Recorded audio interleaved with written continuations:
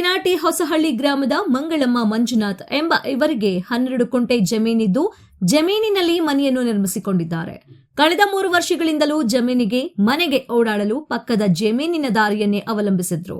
ಇದಕ್ಕಿದ್ದ ಹಾಗೆ ಕಳೆದ 1 ವರ್ಷದಿಂದ ಪಕ್ಕದಲ್ಲಿದ್ದ ಜಮೀನಿನ ಮಾಲೀಕರು ಓಡಾಡುವ ರಸ್ತೆಯನ್ನೇ ಮುಚ್ಚಿ ಮಂಗಳಮ್ಮ ಮಂಜುನಾಥ್ ಕುಟುಂಬಕ್ಕೆ ದಾರಿ ಇಲ್ಲದೆ ಪರದಾಡುವಂತಹ ಸ್ಥಿತಿಯೂ ಸಹ ಬಂದೊದಗಿತ್ತು.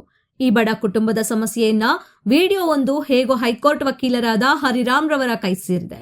ಇದನ್ನು ಗಮನಿಸಿದ ವಕೀಲ್ ಸಾಬ್ ಸಂಬಂಧಪಟ್ಟ ಅಧಿಕಾರಿಗಳಿಗೆ ವಿಷಯ ಮುಟ್ಟಿಸಿದ್ದು, ಜೊತೆಗೆ ಸಾಮಾಜಿಕ ಜಾಲತಾಣದಲ್ಲಿಯೂ ಈ ಕುಟುಂಬದ ಸಮಸ್ಯೆಯ ವಿಡಿಯೋವನ್ನ ಹರಿಬಿಟ್ಟಿದ್ದಾರೆ. ಇನ್ನು ಇದಲ್ಲದೆ ವಕೀಲರಾದ ಹರಿರಾಮ್ ರವರು ಈ ಬಡ ಕುಟುಂಬದ ದಾರಿ ಸಮಸ್ಯೆ ಬಗ್ಗೆ ಉನ್ನತ ಮಟ್ಟದ ಅಧಿಕಾರಿಗಳಿಗೆ ವಿಷಯ ಮುಟ್ಟಿಸಿದ್ದಾರೆ.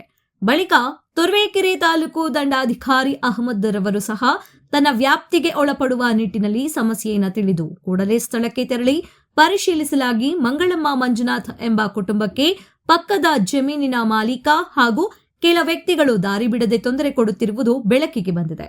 ಈ ಕುಟುಂಬ ಪೊಲೀಸ್ ಠಾಣೆಗೆ ದೂರು ಸಹ ಸಲ್ಲಿಸಿದ್ದು, ಅಧಿಕಾರಿಗಳು ತಹಶೀಲ್ದಾರ್ ಗಮನಕ್ಕೂ ತಂದಿದ್ದು, ಕೂಡಲೇ ಎಚ್ಚೆತ್ತ ತಹಶೀಲ್ದಾರ್ ಸ್ಥಳದಲ್ಲೇ ಮೊಕ್ಕಂ ಹೂಡಿ ದಾರಿ ಬಿಡದೆ ತೊಂದರೆ ಕೊಡುತ್ತಿದ್ದ ವ್ಯಕ್ತಿಗಳಿಗೆ ಕಾನೂನಿನ ಎಚ್ಚರಿಕೆ ಕೊಟ್ಟು ಕೊನೆಗೆ ತೋಟಕ್ಕೆ ಮತ್ತು ಮನೆಗೆ ಓಡಾಡಲು 8 ಅಡಿ ಜಾಗವನ್ನ ತೆರವು ಮಾಡಿಸುವುದರ ಮೂಲಕ ಓಡಾಡಲು ದಾರಿ ಇಲ್ಲದೆ ಕಂಗಾಲಾಗಿದ್ದ ಮಂಗಳಮ್ಮ ಮಂಜುನಾಥ್ ಕುಟುಂಬಕ್ಕೆ ದಾರಿ ಬಿಡಿಸಿದ್ದಾರೆ. ಇವರು ನಮ್ಮ ತಹಸೀಲ್ದಾರು ಅಷ್ಟೇ, ನಮ್ಮ ತುರುವೇಕೆರೆ ತಾಲೂಕು ದಂಡಾಧಿಕಾರಿಗಳು ಅವರಿಗೆ ಎಷ್ಟೇ ಕೃತಜ್ಞತೆ ಹೇಳಿದ್ರು ನಾವು ಸಾಕ